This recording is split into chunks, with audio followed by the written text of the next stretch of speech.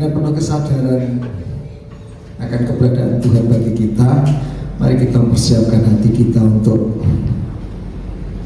kita merenungkan firman Tuhan, menghargai karya Roh Kudus bagi kehidupan kita dan di dalam kehidupan kita. Haleluya.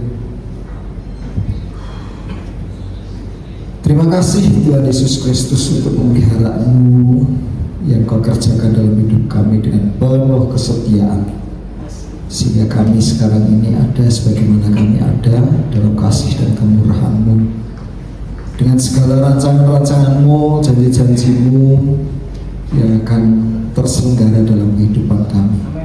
Pagi hari ini Bapa, kami rindu untuk mengalami karya Roh Kudus yang lebih indah lagi dalam hidup kami secara pribadi, seperti yang sudah kami baca dan kami ketahui dari firman-Mu. Urapi hamba-Mu, urapi kami semua, supaya setiap firman Tuhan yang akan kami baca dan kami renungkan sungguh-sungguh menjadi bagian dari kehidupan kami.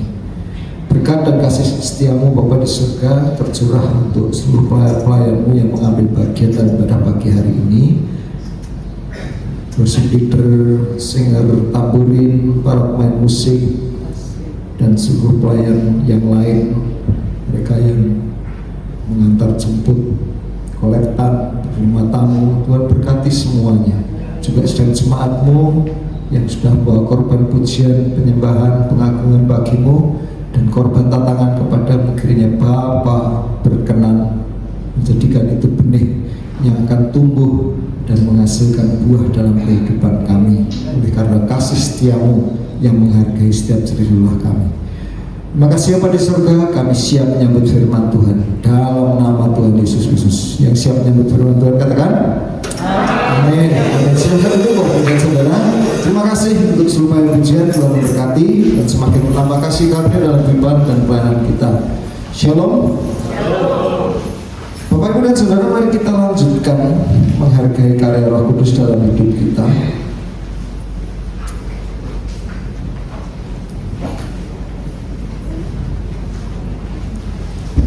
Siapa yang percaya bahwa Roh Kudus memang diutus bagi kita secara pribadi? Ya, puji Tuhan. Puji Tuhan. Yuk, pagi hari ini saya sengaja memberikan judul dengan agak lebih provokatif ya, yaitu Roh Kudus membentuk kepribadian anak-anak Allah.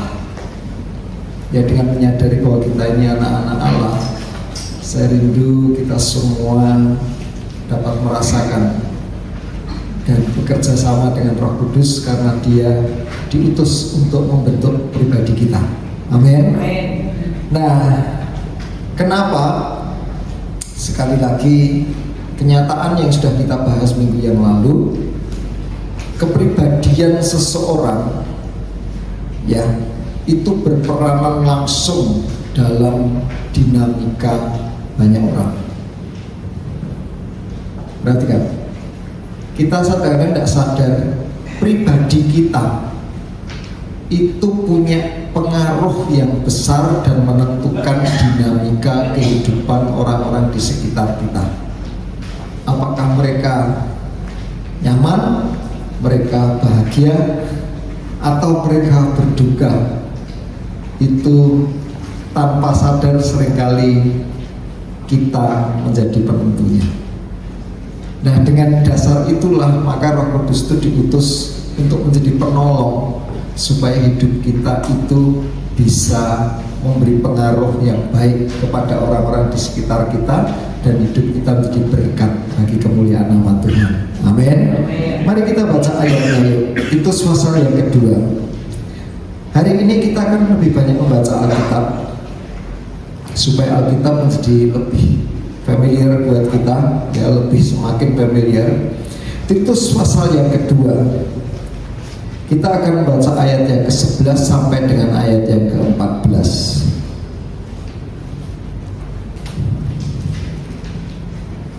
Oke. Ini surat Rasul Paulus kepada anak rohaninya yang namanya Titus.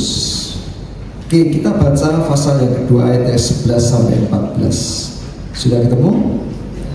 Kita baca 2, 3. Karena kasih karunia Allah yang telah menyelamatkan semua manusia sudah nyata.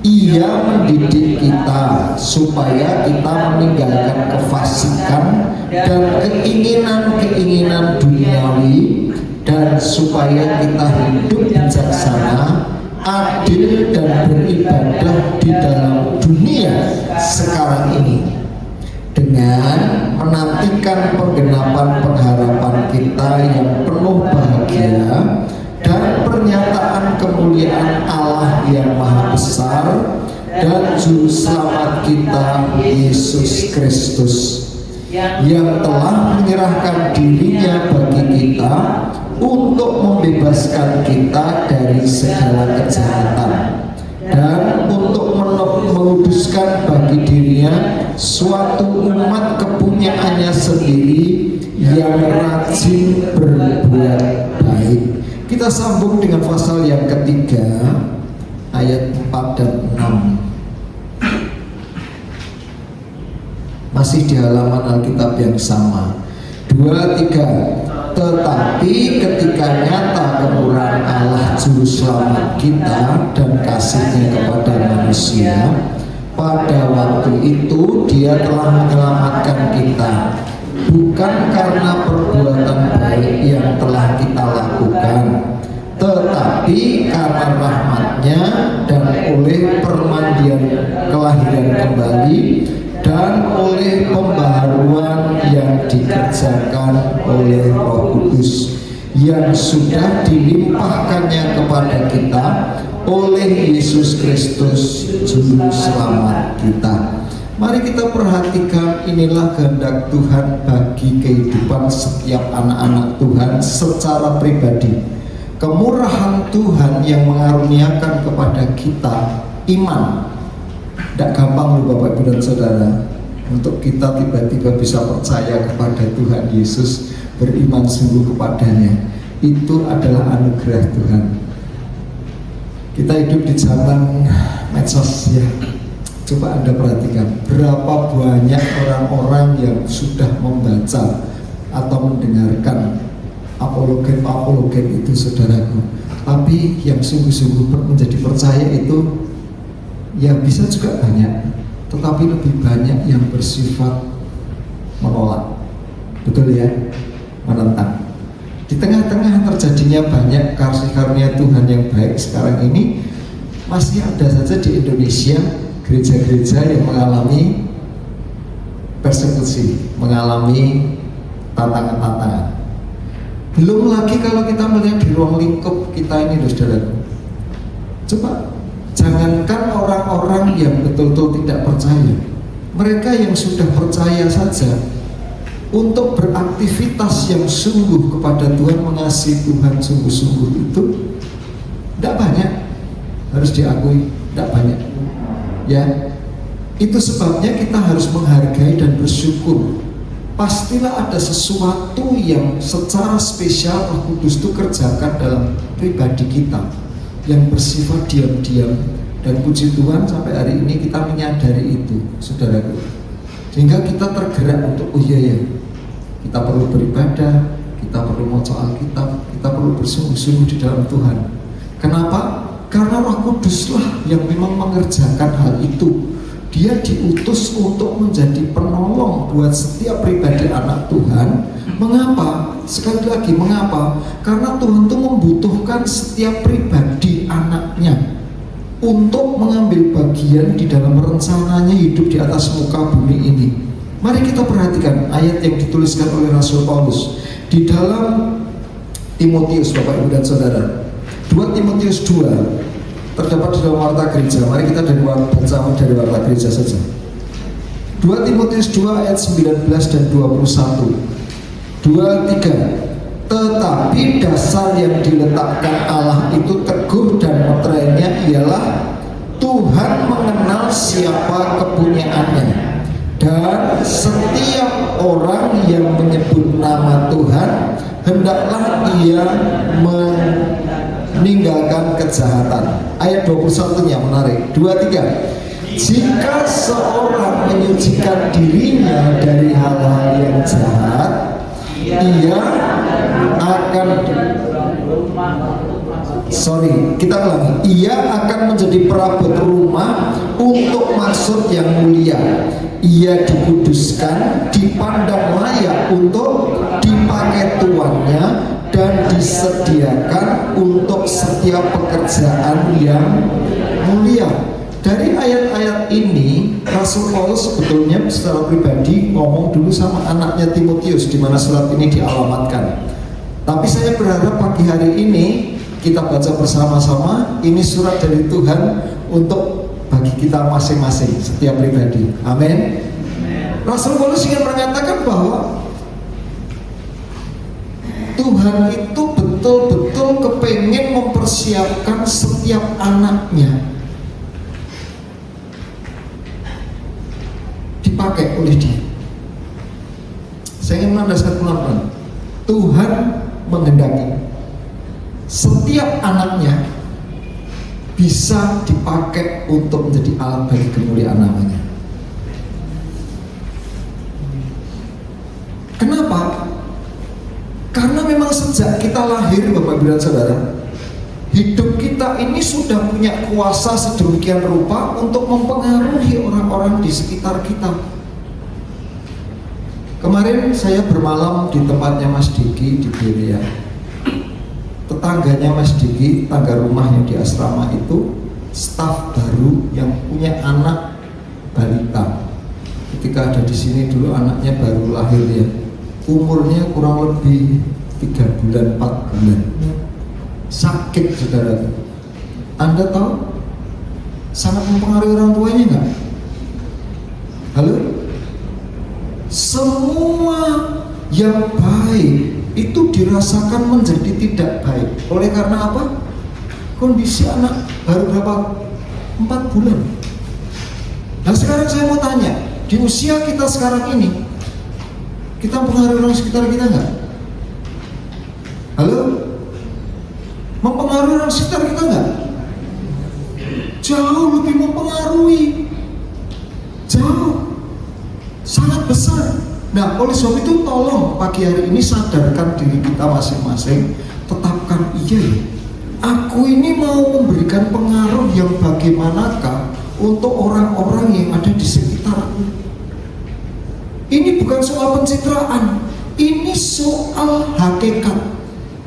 Ini soal sesuatu yang mendasar dari kehidupan kita sebagai manusia.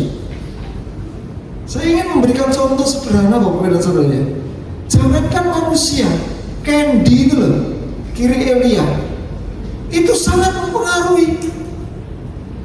Tetapi aneh kadang-kadang setiap pribadi anak-anak Tuhan itu lupa dengan fakta ini, bahwa hidupnya itu sangat berpengaruh untuk orang-orang di sekitar kita. Nah, dengan alasan itulah maka ayat-ayat ini saya bagikan menyadarkan kita, Bapa di surga itu setia terhadap setiap firman dan janjinya. Dia Tuhan yang tidak pernah gagal. Yang setuju katakan? Ketika Dia menciptakan kita sebagaimana kita ada, Dia itu kepengen banget menjadikan kita milik kesayangannya, umat yang dikenalnya, supaya apa? Kita meninggalkan kejahatan dan kita dipakai sebagai alat bagi kemuliaan namanya. Disitulah Roh Kudus itu diutus untuk menjadi penolong kita. Itulah dasar utama kita ditolong oleh Roh Kudus. Roh Kudus itu kepengen melaksanakan rencana dan kehendak Bapa itu di dalam kita secara pribadi. Siapapun kita, dimanapun kita berada, bagaimanapun kondisi kita sekarang ini, hal itu tidak pernah berubah. Tuhan tetap bisa mengkondisikan yang terbaik bagi kehidupan kita. Yang percaya katakan? Nah, oleh sebab itu mari kita cermati beberapa hal yuk untuk memahami ini. Yang pertama, Bagaimanakah caranya Roh Kudus itu memulai pekerjaan ini dalam diri kita, membentuk kita? Yang pertama, seperti yang Timotius tadi, Paulus katakan kepada anaknya Timotius itu, saudaraku, ya, yaitu menanamkan iman dan pengharapan. Coba perhatikan pada ayat yang ke berapa ini ya, antara ayat yang ke-12 mungkin ya. Ia mendidik kita supaya kita meninggalkan kefasikan dan keinginan-keinginan duniawi, dan supaya kita hidup bijaksana, adil dan beribadah di dalam dunia ini dengan menantikan penggenapan pengharapan kita yang penuh bahagia. Yang pertama kali Roh Kudus itu menaruh iman, dan di dalam melalui iman itu kita mulai berani berharap kepada Tuhan. Rasul Paulus kepada jemaat di Roma menuliskan seperti ini. Yuk kita baca Roma pasal 5 ayat 1, 2, dan kita lompat ke 5 ya. Kita baca bersama-sama 2, 3. Sebab itu kita yang dibenarkan karena iman, kita hidup dalam damai sejahtera. Ya, Yesus Kristus, oleh karena Dia kita beroleh jalan masuk oleh iman kepada kasih karunia ini. Di dalam kasih karunia ini kita berdiri dan kita bermegah dalam pengharapan akan menerima kemuliaan Allah, dan pengharapan tidak mengecewakan karena kasih Allah telah dicurahkan di dalam hati kita oleh Roh Kudus yang telah dikaruniakannya kepada kita. Amin. Oleh iman kita kepada Tuhan, yang adalah dasar dari segala yang kita harapkan, kita itu ditolong oleh Roh Kudus untuk berani berharap sama Tuhan.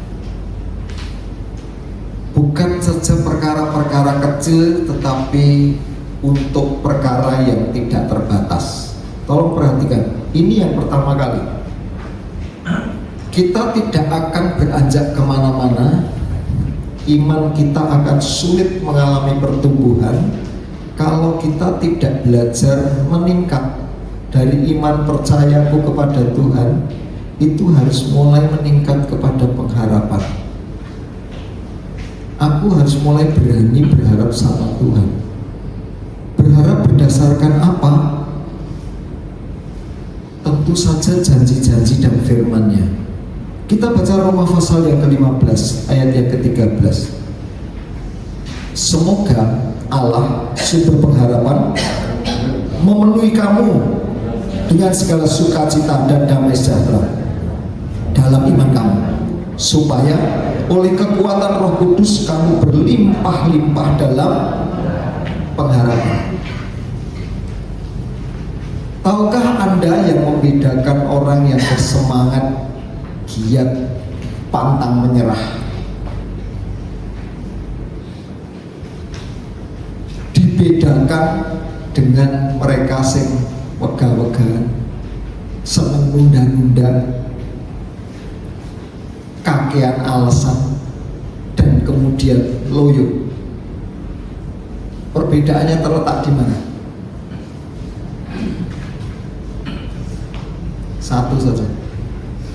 Yang giat bersemangat karena punya pengarep-arep.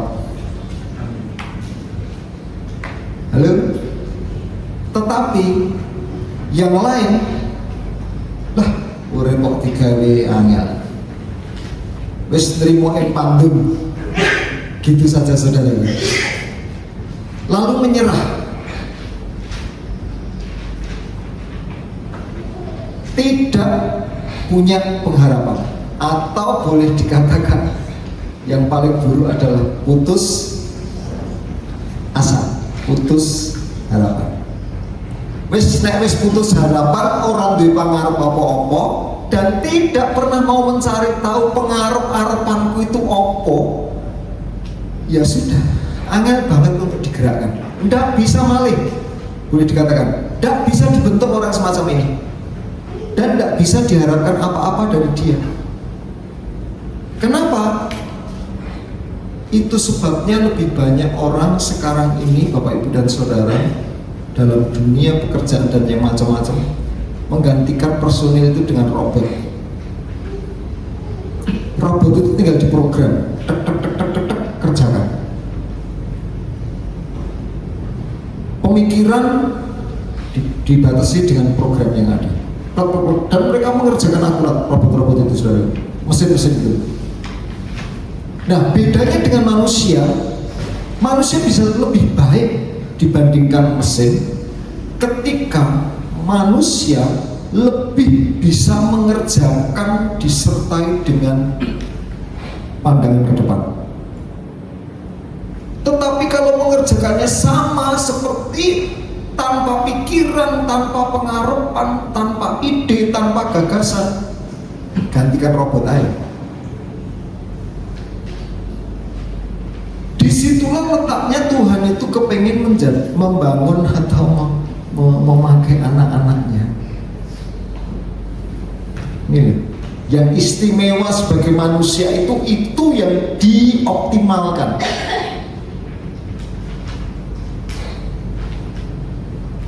Dan itu terjadi sejak hukum Taurat, ya.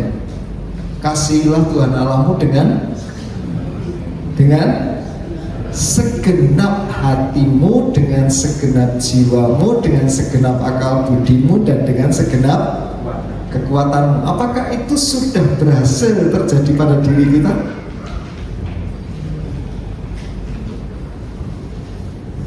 Justru mereka yang menonjol menjadi berkat. Bangsa Israel, mereka menjadi berkat itu sesungguhnya buat kita, Bapak Ibu dan Saudara, itu karena dua hal. Oleh bangsa mereka Yesus dilahirkan, dan yang kedua oleh karya intelektual mereka, akal budi mereka itu jadi berkat. Untuk yang lain kadang-kadang menjadi kecemburuan, kadang-kadang ya mereka bangsa yang rada nakal-nakal sidik lah, saudara. Dalam dunia perdagangan nakal-nakal macam-macam. Tetapi tentang karya ilmiah kita tidak bisa tutup mata. Mereka penemu-penemu yang hebat. Kenapa? Uteke dinggo. Nah, bedone kalau bangsa kita Indonesia, mohon maaf saya ngomong belak-belakan, hasil penelitian, hasil survei rasional, rata-rata IQ orang Indonesia berapa? Cuma 78. Dan itu cukup memedihkan.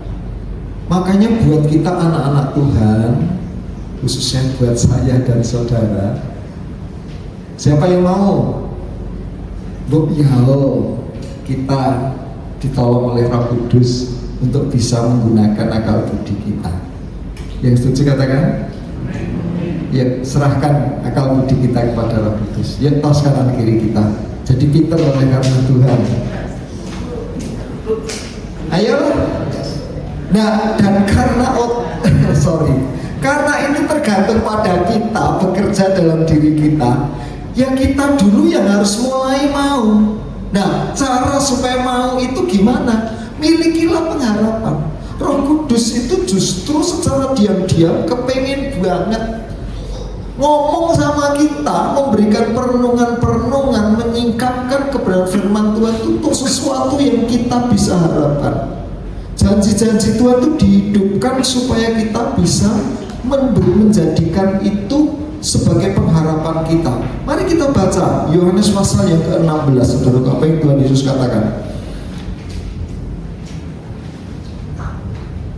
Tetapi apabila ia datang, ayat yang ke-13 sampai 15. Tetapi apabila ia datang, yaitu Roh kebenaran, ia akan memimpin kamu ke dalam seluruh kebenaran. Ia tidak akan berkata-kata dari dirinya sendiri, tetapi segala sesuatu yang didengarnya itulah yang akan dikatakannya, dan ia akan memberitakan kepadamu hal-hal yang akan datang. Ia akan memuliakan aku, sebab ia akan memberitakan kepadamu apa yang diterimanya daripadaku. Segala sesuatu yang Bapa punya adalah aku punya, sebab itu aku berkata ia akan memberitakan kepadamu apa yang diterimanya daripadaku. Roh Tuhan Yesus sejak semula mengatakan Roh Kudus itu akan berkarya di dalam para murid atau bagi kita untuk menyingkapkan hal-hal yang akan datang. Hal-hal yang akan datang artinya apa? Hal-hal yang akan terjadi, yang akan Tuhan kerjakan di waktu yang akan datang. Kalau Roh Kudus yang menyingkapkannya, itu pasti terjadi, saudaraku. Dan justru persiapan ke depan itulah diwahyukannya, diajarkannya kepada kita untuk kita akan ikut ambil bagian, menjadi pengharapan kita. Nah, Rasul Paulus menangkap kebenaran ini. Kita baca dalam 1 Korintus pasal yang kedua ya.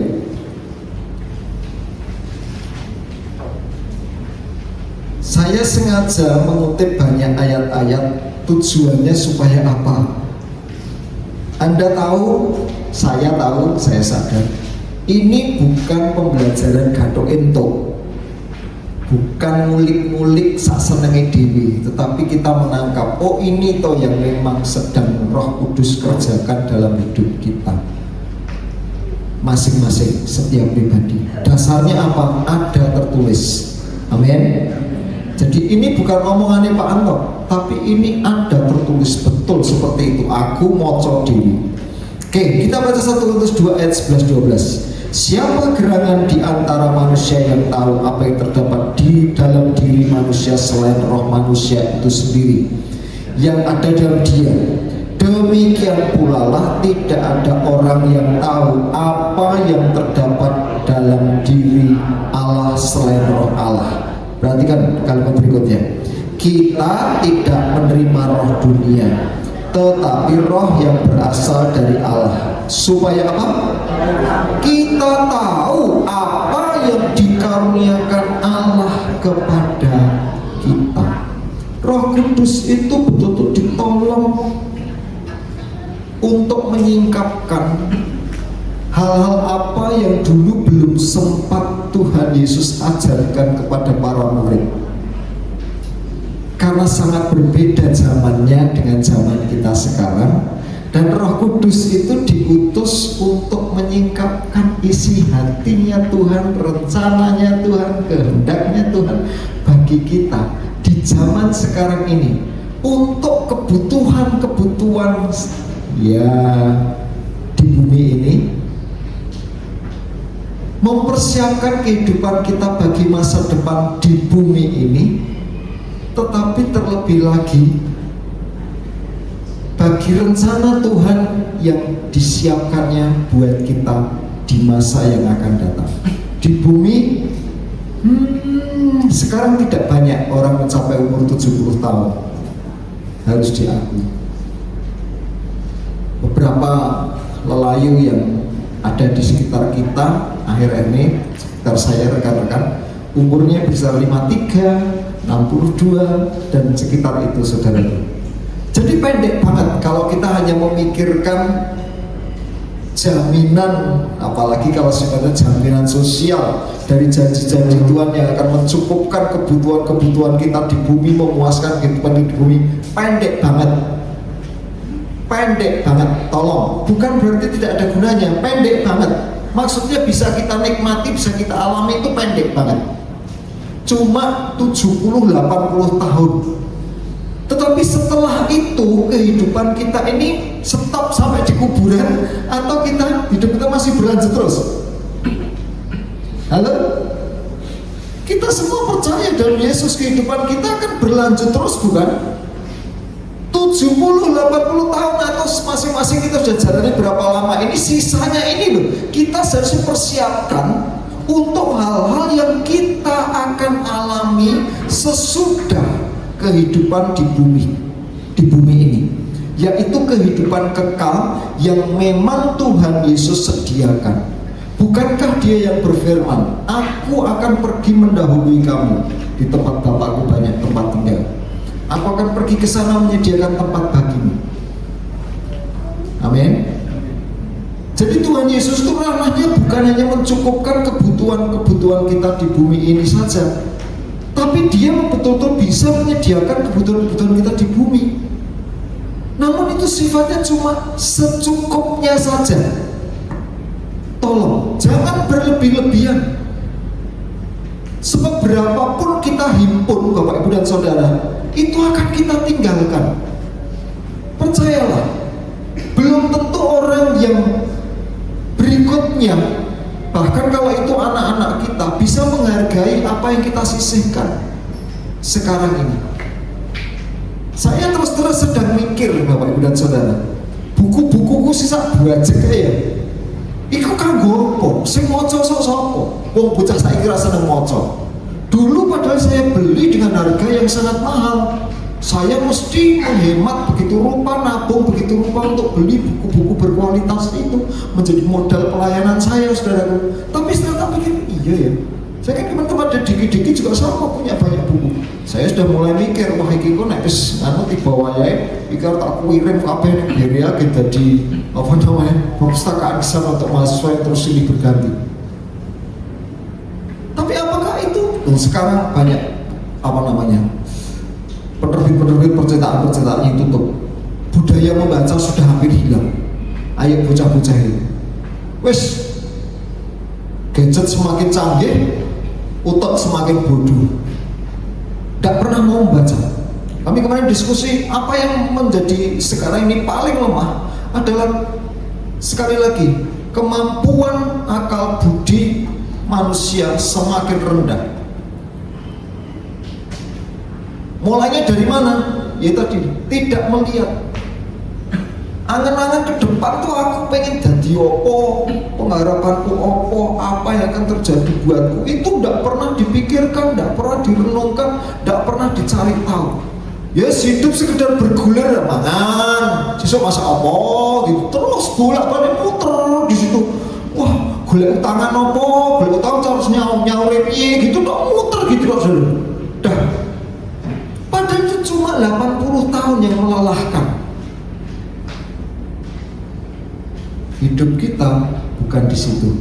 Yang setuju katakan, tidak sekedar untuk itu. Itu secukupnya saja. Jangan terlalu dibebani untuk yang ke situ. Mari kita belajar melalui firman Tuhan, melalui Alkitab kita, mikir, aku ngarep-arep apa ya?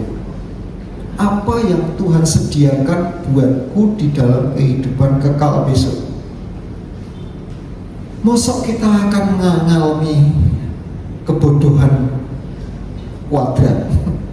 Wis susah neng dunia, susah neng kono. Ayo, apa ya karep kono? Maka milikilah pengharapan. Miliki, aku ora pengen ngene. Wis mumpung masih ada kesempatan, aku pengen mikir ke sana.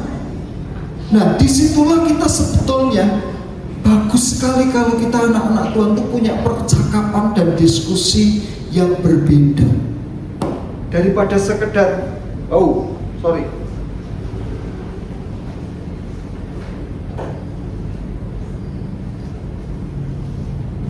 daripada kita sekedar terus-menerus bergumul dan bergulat tidak ada habis-habisnya dengan perkara-perkara duniawi yang memang susah.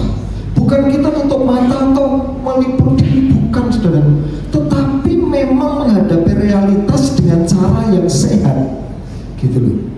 Jangan dikuasai oleh dunia ini. Nah, itulah sebabnya maka pembentukan yang kedua dari Tuhan itu adalah Roh Kudus yang dikerjakan dalam diri kita itu, Bapak Ibu dan Saudara.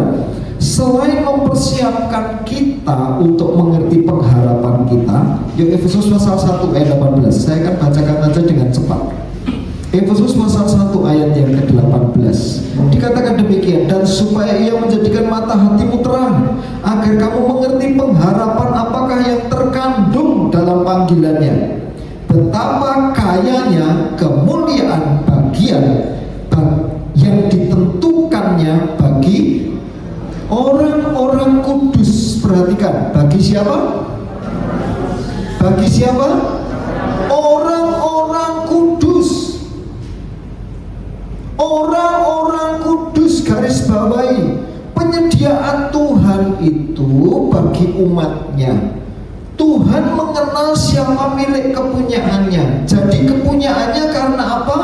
Mereka dibeli dengan harga yang lunas dibayar dari cara hidup yang sia-sia, dari dosa yang mengikat membelenggu mereka, dibebaskannya supaya apa? Merdeka. Tidak ada ketakutan terhadap ancaman maut akibat perbuatan dosa. Supaya apa? Hidup punya pengharapan karena mereka layak. Sekali lagi, layak berharap itu karena mereka sudah dikuduskan. Amin. Maka Roh Kudus berfungsi yang kedua, membangun kehidupan kita untuk kudus. Dengan dasar apa? Ibrani pasal yang ke-10 ayat yang ke-23 mengatakan begini, marilah kita teguh berpegang pada pengakuan tentang pengharapan kita, sebab Ia yang menjanjikannya itu setia. Kitab Ibrani ayat yang lain mengatakan, dalam bergumul melawan dosa kita belum mencucurkan darah, tetapi kita memang perlu berjuang, Bapak Ibu dan Saudara. Dan Roh Kudus akan ada menjadi penolong kita supaya kita menggenapi posisi kita, yaitu orang-orang kudus, menjadi orang-orang kudus, berbeda dari dunia ini. Maka kita melangkah kepada kinerja Roh Kudus yang kedua pagi hari ini, yaitu Roh Kudus menolong kita mengendalikan keinginan-keinginan kita. Kenapa keinginan-keinginan kita? Mari kita baca Yakobus pasal yang pertama. Surat Yakobus pasal yang pertama. Tolong ya, memberikan pengharapan kepada kita, dan yang kedua mengendalikan keinginan-keinginan. Saya ingin menyoroti khusus keinginan-keinginan ini, tidak jauh-jauh dulu. Keinginan. Kita masing-masing punya keinginan, bukan? Dan tanpa sadar itu sudah jadi planning kita sesudah kita keluar dari gereja ini. Halo? Betul? Aku kepengen apa? Itu sudah menjadi perencanaan. Gitu loh ya. Nah makanya ayo koreksi apa yang kita inginkan, karena Roh Kudus akan menolong kita dalam soal kita perlu mengendalikan keinginan-keinginan kita itu. Karena itulah yang sesungguhnya akan mempengaruhi, menjadikan kita ini pengaruh bagi orang-orang di sekitar kita. Kita baca Yakobus pasal 1 ayat 12 sampai 16. Agak panjang, tapi saya bacakan aja.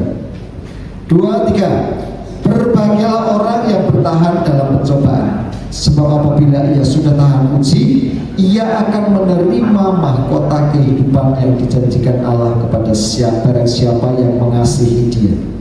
Apabila seorang dicobai, janganlah ia berkata pencobaan datang dari Allah, sebab Allah tidak dapat dicobai oleh yang jahat, dan Ia sendiri tidak dapat mencobai siapapun. Tetapi ayat 14, tiap-tiap orang dicobai oleh keinginannya sendiri, karena ia diseret dan dipikat olehnya. Dan apabila keinginan itu telah dibuai, ia melahirkan dosa. Dan apabila dosa itu muateng, ia melahirkan maut. Saudara-saudara yang kukasihi, janganlah sesat. Yuk. Roh Kudus itu ketika menaruh pengharapan di dalam diri kita, ya, di dalam akal budi lebih tepatnya, iki lho, kowe iki kudune ngarep-arepe iki, gitu ya, saudara ya. Secara pribadi, lepas pribadi, masing-masing dengan kadar iman kita. Betul Tuhan, kita belajar dari firman Tuhan, aku akan seperti itu. Tolong doakan saya. Kita kan sedang belajar kitab Wahyu dan sedang pada masa-masa 7 jemaat, ya. Nanti melalui pemberitaan barang siapa menang, kita akan mencoba, saya akan ngulik-ngulik Karena sekali lagi kita tidak mentargetkan untuk kitab Wahyu itu selesai. Dan dalam kalau bisa selesai saya masih hidup, oke lah, tidak apa-apa. Tetapi saya lebih kepengen kitab ini betul-betul sesuai dengan tujuannya.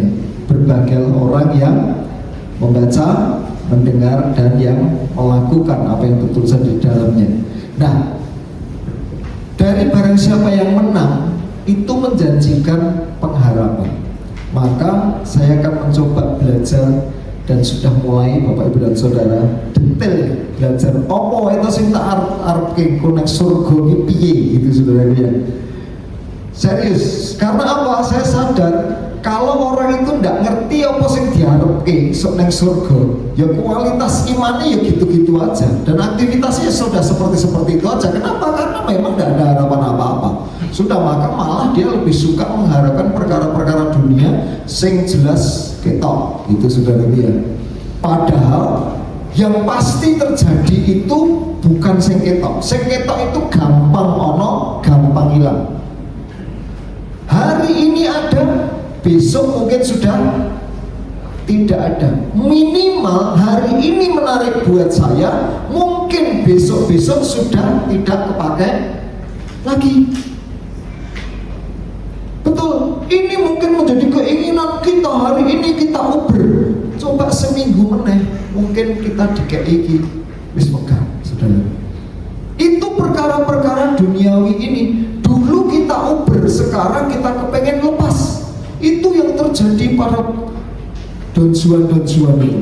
Wah, nek merayu cewek dulu kowe blibit ngono. Saiki wis ora cocok, minta pegang. Itu keinginan duniawi. Betul loh Bapak dan Saudara. Ya, makanya kita harus membatasi itu dan mengendalikannya. Kita dicobai jatuh di dalam dosa itu bukan karena Tuhan, tetapi karena keinginan. Nah, yang membangkitkan keinginan ini sopo? Maka boleh dikatakan kalau Anda pengen ngerti, setan itu bukan makhluk yang medeni, saudara ini. Tolong ya. Nah, ono setan medeni, buka lawang dewe, terus apa jenenge? Goyang-goyang apa? Dingklek lho kuwi setan-setan cilik kayak dolanan. Tak kandani, usil kan lho, kata cilik usil ya lho, ngerti tak? Apa itu goreng-goreng. Tapi nek pun setan gede itu duduk tenang mendampingi kita, buka apa? HP lalu bisiki.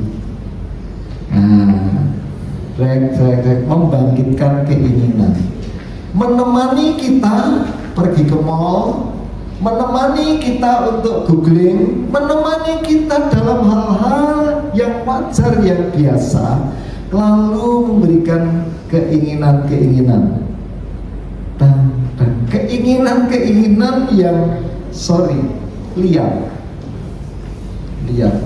Mosok wis umur ora tau delok gambar apa itu saudaraku. Mosok kamu tidak pernah lihat film kayak ini, kayak lo dah berbagai macam keinginan. Nah, ketika bahayanya yang Kudus ngomong, ketika keinginan itu kita serap, terus berkecamuk di sini melahirkan perbuatan, dan perbuatan itu dosa. Nah, kemudian ini nikmat, ini enak, gunane ora no, ning wong enak. Nah, enak iki saudaraku terus kita lakukan, kita kecanduan, dan itu yang disebut mateng. Kita tidak bisa lepas lagi, identitas kita adalah itu. Gitu loh. Mateng itu seperti itu ya. Mateng itu berlangsung untuk kriteria semua buah. Betul? Nah, kalau sudah mateng itu baru dipetik dan sesaat lagi busuk. Tolong cek. Hati-hati kalau sesuatu yang kita tahu ini dasarnya dulu keinginan dan tak nikmati, akhirnya saya tidak bisa lepas dari itu. Itu menjadi ciri saya. Wong seneng aku sih, dia disebut penipu. Wong seneng nyolong, apakah dia langsung jadi seperti itu? Tidak, saudaraku. Keinginan dulu, gitu loh. Nah, Roh Kudus menolong kita untuk kita itu mengendalikan keinginan-keinginan itu. Maka Roma pasal yang ke-8 ayat 5-9, coba perhatikan ini. Rasul Paulus memberikan warning serius kepada umat Tuhan. Suratnya kepada jemaat di Roma. Roma 8 ayat 5-9. Oke? Mari kita baca. Sebab mereka yang hidup menurut daging memikirkan hal-hal yang dari daging. Mereka yang hidup menurut roh memikirkan hal-hal yang dari roh. Karena keinginan daging adalah maut, tetapi keinginan roh adalah hidup dan damai sejahtera. Sebab keinginan daging adalah perseteruan terhadap Allah, karena ia tidak takluk kepada hukum Allah. Hal ini memang tidak mungkin baginya. Mereka yang hidup dalam daging tidak mungkin berkenan kepada Allah. Tetapi kamu tidak hidup dalam daging, melainkan dalam roh, jika memang roh Allah diam di dalam kamu. Tetapi jika orang tidak memiliki roh Kristus, ia bukan milik Kristus. Roh Kudus itu bekerja di dalam pikiran. Setan juga membujuki keinginan kita, perasaan kita, keinginan mata dan macam-macam. Tetapi filter utamanya di mana Roh Kudus itu ada dan dominan itu dalam pemikiran kita, akal budi kita. Disitulah Roh Kudus itu kepengen banget. Coba pikirno perkara-perkara sing rohani. Karena apa? Di dalam pikiran inilah itu pengendali keinginan. Pertimbangan-pertimbangan di mana oh iki kudu diikuti, oh ini hanya godaan, oh ini tidak berguna, oh ini berguna. Itu pada penalaran pemikiran. Gunakan pikiran kita, jangan dikuasai oleh keinginan kita. Apapun keinginan kita yang tiba-tiba timbul, pikirkan. Disitulah Roh Kudus itu akan membangun cara berpikir kita. Gampangannya begini loh Bapak Ibu dan Saudara. Perkara-perkara rohani itu lebih bersifat menetap, walaupun tidak kelihatan. Tetapi perkara-perkara jasmani itu gampang berubah dan relatif singkat. Pembedaannya cuma di situ saja, sederhana. Ketika kita mulai berpikir panjang, sesungguhnya kita mulai berpikir secara rohani. Dan itu banyak melepaskan kita dari segala bentuk godaan dan iming-iming keinginan-keinginan liar yang akan kita sesali. Cobalah ketika timbul keinginan itu, tenang dulu, tanggapi dengan pikiran, maka Anda akan berhasil mengendalikannya. Orang-orang Anda bisa menolak dan mengatakan tidak. Tetapi kalau pikirannya direcoi, tidak sempat berpikir, sudah kita menjadi seorang yang sangat gampang dipengaruhi oleh segala keinginan dan keadaan yang mendesak. Maka cobalah belajar untuk berpikir, untuk menimbang. Itu butuh ketenangan dan waktu. Halo, tolong ya,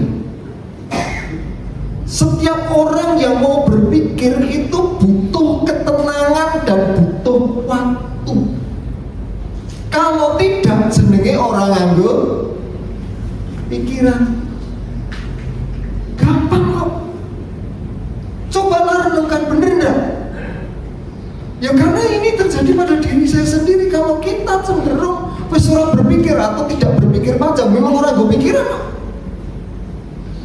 Coba mikir, oh iya.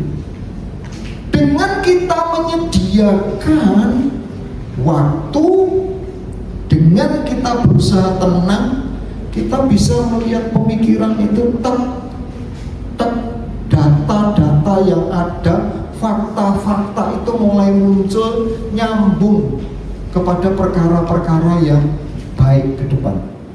Disitulah Roh Kudus itu membangun kepada kita kekekalan. Amin.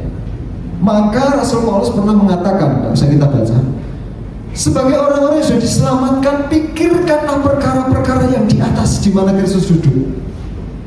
Pikir, aja memikir perkara-perkara yang senang, golek senang nih dunia ini. Sudahlah, apalagi yang sudah sepuh-sepuh.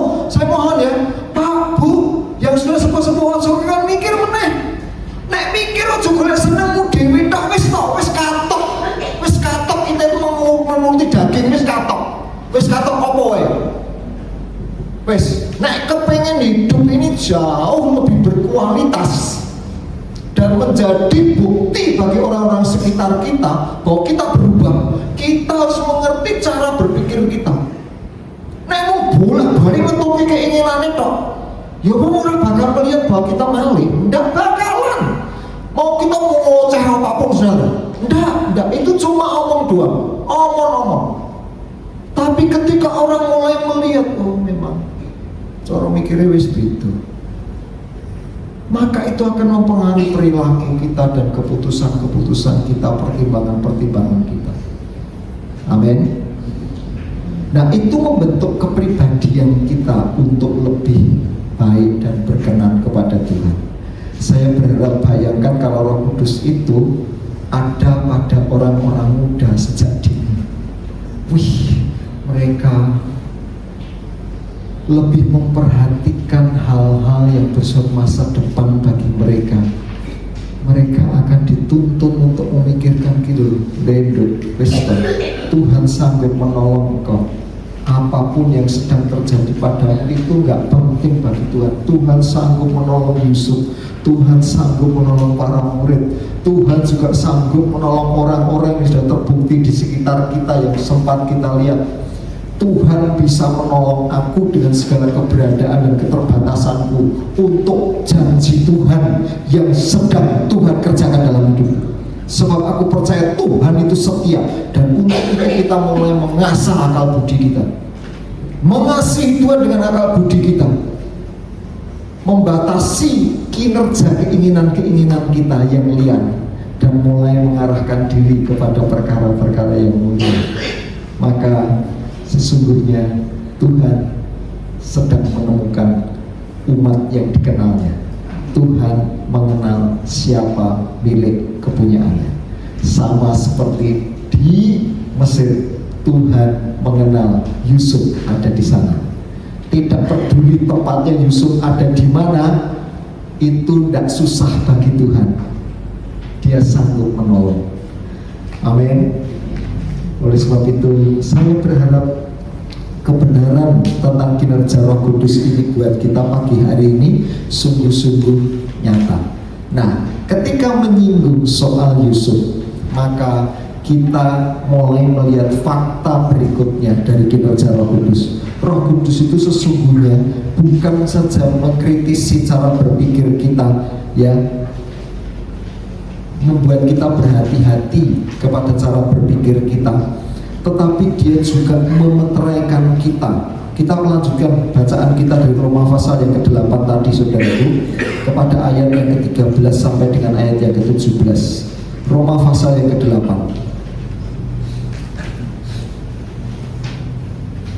Ya, kalau Anda kepengen memahami oleh pertolongan roh firman Tuhan, apa saja sih keinginan-keinginan daging yang dunia ini biasa tawarkan buat kita, Anda bisa membacanya di dalam kitab Galatia atau surat Galatia Ya, Galatia pasal yang kelima itu ada satu pasal tentang buah roh dan hal yang mendatangkan maut.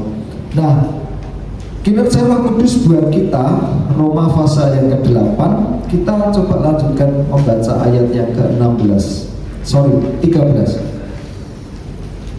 Roma 8:13. Mari kita baca di sini. Sebab jika kamu hidup menurut daging, kamu akan mati. Jelas ya? Jelas ya? Ini fix. Kalau kamu tetap mengikuti daging, terus orang sangat siapa duit. Firman Tuhan berkata kamu akan mati. Wis, titik. Kita harus belajar menghargai ini dan tidak mencoba ngakal-ngakali. Siapa kita ini mau ngakal-ngakali Tuhan? Gak bisa loh. Kita mesti tunduk dan taat dan menyadari kita perlu pertolongan Roh Kudus untuk keluar dari belenggu penipuan iblis itu, saudara. Kenikmatan dosa itu tidak gampang, harus diakui tidak gampang. Tapi kita mesti belajar untuk berontak. Kita mesti belajar untuk menang. Kita mesti belajar untuk bebas. Amin. Nah, kita lanjutkan. Tetapi jika oleh Roh kamu mematikan perbuatan-perbuatan tubuhmu, kamu akan hidup. Semua orang yang dipimpin Roh Allah adalah anak Allah. Sebab kamu tidak menerima roh perbudakan yang buat kamu menjadi takut lagi, tetapi kamu telah menerima Roh yang menjadikan kamu anak Allah. Oleh Roh itu kita berseru, ya Aba, ya Bapa. Roh itu bersaksi bersama-sama dengan roh kita bahwa kita adalah anak-anak Allah. Ayat yang ke-17. Dan jika kita adalah anak, maka kita juga adalah ahli waris. Maksudnya orang-orang yang berhak menerima janji Allah, yang akan menerimanya bersama-sama dengan Kristus, yaitu jika kita menderita bersama-sama dengan Dia, supaya kita juga dipermuliakan bersama-sama dengan Dia. Mengapa dikatakan harus menderita bersama-sama dengan Dia? Ingat panggilan Tuhan pertama kali kepada umatnya, mengatakan apa? Mengatakan apa? Barang siapa mau mengikut aku, dia harus pikul salib, menyangkal diri setiap hari. Menderita apa senang? Ya jelas roda menderita. Kenapa? Karena kita hidup di tengah-tengah orang yang sangat menikmati kecenderungan dosa, menikmati keinginan-keinginan dosa, dan mereka tidak merasa bersalah, well-well saja. Tapi buat kita, apa yang umum dilakukan oleh orang lain itu tidak patut bagi anak Allah. Maka Roh Kudus itu menegaskan, meneguhkan kita siapa diri kita di hadapan Tuhan. Saya membuat pernyataan seperti ini. Roh Kudus itu menolong kita untuk mengenali status kita yang sesungguhnya hidup di bumi ini. Tuhan Yesus berkata, kamu bukan dari dunia ini. Itu sebabnya dunia membenci kamu. Gitu loh ya. Tetapi apakah kita itu malah kepengen jadi serupa dengan dunia? Apa yang dimegahkan oleh dunia itu juga menjadi kemegahan kita? Apa yang dikejar dunia itu juga menjadi ambisi kita? Dan ini apa beda nih anak Allah dengan anak dunia? Kan begitu pertanyaannya Bapak Ibu dan Saudara, mendasar banget. Maka bagi gereja Tuhan, bagi jemaat Tuhan, bagi anak-anak Tuhan, cobalah memiliki perspektif yang sehat, yang benar. Anak-anak Allah itu kriterianya bagaimana? Yang pertama kali harus disadari banget Bapak Ibu dan Saudara, ketika kita nyadari anak Allah itu ya, tolong, Tuhan itu menjadikan kita pewaris janjinya. Hidup kita itu sangat berkaitan dengan janji-janji dan kehendaknya. Bukan kehendak dan perencanaan dunia ini yang harus terjelma dalam hidup kita. Maka kita penting banget beribadah dengan tujuan yang jelas. membaca Alkitab, pengen memahami apa yang dijanjikan Tuhan dan menjaga kehidupan kita ini. Hal yang kedua, anak Allah itu yang mesti rodok member karo Tuhan. Betul ya? Oh, jenenge anak Tuhan. Dan Tuhan itu terkenal karena Dia Maha Kudus, jadi harus kudus. Wis ngono wae. Udah. Piye carane? Angel. Itu sebabnya kita butuh pertolongan Roh Kudus. Itu sebabnya Roh Kudus diutus untuk menjadi penolong kita. Apakah Bapak, Ibu, dan Saudara menyangka bahwa saya sudah bebas dari kebenaran ini?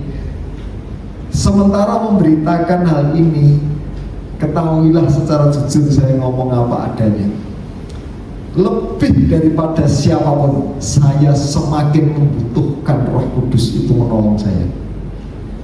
Betul Bapak, Ibu, dan Saudara. Serius. Saya belum waktunya mengatakan godaan-godaan apa yang terbesar bagi para pendeta, para hamba-hamba Tuhan. Tapi sederhananya saja begini loh. Ada banyak ayat-ayat yang ditujukan secara khusus bagi para murid atau pengikut yang serius kepada Tuhan. Beberapa waktu yang lalu di doa 10 hari, penekanan, salah satu penekanannya termasuk Bu Susi, Pak Adiman, Pak Joko mengulangi lagi, dan itu dihubungkan dengan bentuk penghargaan perhatian Tuhan buat kita adalah hidup dalam kasih. Betul ya Bapak Ibu? Kita mesti hidup dalam kasih. Nah, apakah Bapak Ibu berpikir bahwa saya sudah lolos dalam hal itu? Saya mengatakan dengan jujur, belum. Apakah saya sudah berhasil melakukannya? Kecil. Belum sesuai dengan porsi yang sesungguhnya. Betul. Salah satunya apa? Tetap Bapak Ibu dan Saudara, dalam banyak perkara saya lebih mengutamakan kepentingan saya pribadi dibandingkan dengan kepentingan Anda sebagai jemaat. Itu kan berbeda banget dengan Tuhan Yesus, bukan? Halo? Nek Tuhan Yesus melakukan mujizat bagi banyak orang, tapi kalau saya mengharapkan mujizat untuk siapa? Dewi. Nah, hal-hal seperti itulah yang masih terus menerus buat saya, wah bener Tuhan. Itu artinya apa? Roh Kudus memang kita perlukan bersama-sama lah. Amin. Saya perlu Roh Kudus. Apakah Anda perlu Roh Kudus? Siapa yang perlu Roh Kudus? Tolong katakan. Di atas kanan kiri. Ayo lebih perlu Roh Kudus supaya membentuk kita, menyatakan kita, menyadarkan kita, mempersiapkan kita untuk dipakai bagi kemuliaan Tuhan. Sabar saja Bapak Ibu dan Saudara, tapi izinkan hari-hari ini mulai Roh Kudus bekerja. Ingat baik-baik. Yang pertama, miliki pengalaman. Ya, saya ingin ulangi secara ringkas. Cobalah sekarang ini mulai merenung, gunakan akal budi. Aku ngarep-ngarep apa sok yang sombong. Piye? Besok ke depan anak piye? Dan itu jadikan kuat berdasarkan firman Tuhan. Dan kemudian mulai ngikis. Aku selama itu ngikuti keinginanku sing apa ya? Keinginan mulai dipikirkan. Keinginan ini jangan itu biasa orang masalah, bukti ini selama ini harus diberkati. Ayat baik-baik apa arti kata kalau sudah matang? Sudah matang itu artinya kriteria posisi tertentu pada setiap buah. Gitu. Artinya apa? Sudah bukan tergantung buahnya lagi, tapi ini semacam status. Matang itu sudah menjadi, oh duriannya matang, oh karena matang, udah Pak, ini waktu. Nah, artinya buat kita matang itu sudah menjadi semacam apa, citra baru gitu. Gitu. Hati-hati kalau sesuatu yang dasar keinginan itu jadi citra kita, bisa matang, bahaya, bisa jadi maut kalau itu keinginan-keinginan yang tidak berkenan pada Tuhan. Hati-hati dengan keinginan kita orang-orang muda. Hati-hati ya. Gunakan akal budi kita, izinkan Roh Kudus memimpin kita dalam pikiran kita untuk kita bisa mengambil keputusan yang berkenan kepada Tuhan. Memikirkan, menimbang-nimbang apa yang baik, yang berkenan dan yang sempurna di hadapan Tuhan. Amin. Amin. Thank you, Jesus, for your love, for your mercy from above. You have never let me go. You're the strength within my soul.